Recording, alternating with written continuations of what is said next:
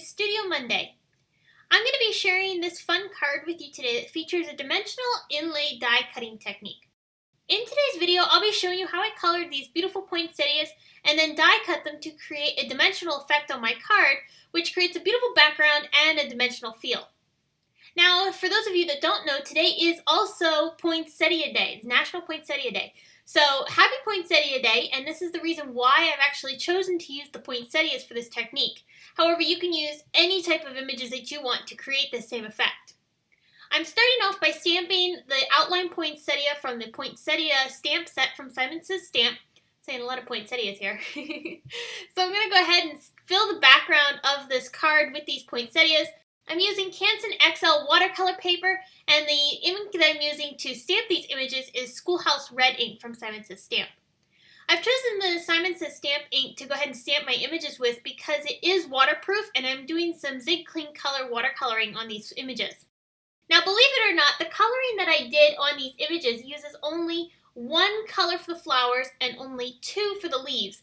Technically, I could have used just one color for the leaves as well, but I wanted to create a little bit of variation in the color tone. So I went ahead and used two colors for the leaves. But it's very easy to create dimensional shading on these images with the Zig Clean color markers. If you apply the darkest coloring on the areas where you want the image to be darkest and then fade it out towards a really pale color with your water brush, you get a really beautiful highlight effect, and it really adds a lot of dimension to your coloring. This is what I'm doing for all of the flowers. I'm going to go ahead and only show you a couple here, and then I'll move on to coloring the leaves. I colored all the flowers the exact same way. Now, I'm using the other petal images from these poinsettia stamp sets as leaves. I don't know if they're technically supposed to be leaves or not, but if you look at poinsettias in real life, some of them can be a little bit more on the thinner side, so I went ahead and decided to create a more thinner poinsettia and use the background petals as the leaves. So I went ahead and colored the petals with two different colors of green, and I'm blending them together and letting them fade out towards a lighter color towards the tip. So again, this is very simple shading, and now I'm working on the background. The background is done with one color of Zig Clean color markers. This is a turquoise color. I'm blending it out with my water brush and then lifting off some of the color to get a little texture. I'm doing very loose coloring on the background. I want it to look a little bit more variegated. So as this dries, you'll see some darker areas and some lighter areas because we've dabbed off some of the color, and it really creates a really fun background. I'm using the Fine Tech Gold watercolors to add in some gold areas to the centers of my poinsettias. Poinsettias have a really beautiful gold center to them, so I wanted to make sure I used a metallic gold watercolor to really draw your eye to that. I also used my water brush and picked up some of that same gold watercolor and flicked it around the background. Now, because I wanted a few bigger spots of watercolor flicks, I went ahead and faked it by applying a few blobs of color onto the background in some random places. Now it's time to create the dimensional effect and the inlay die cutting that we're going to be doing to create this card.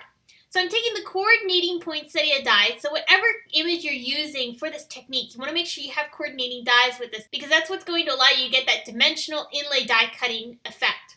So I'm using the poinsettia die and I'm cutting out every single one of these poinsettias that we've already colored. Once I've gone ahead and cut those all out, I'll be left with this negative here, which I'm attaching down onto an Audrey Blue cardstock card base. This is an Audrey Blue cardstock from Simon Says Stamp. I'm making sure I get all those areas pressed down really good, and then I'm going to be able to start adding on my poinsettias using some foam tape. So I'm just popping these up into the areas, puzzle piecing them back to the places that they were.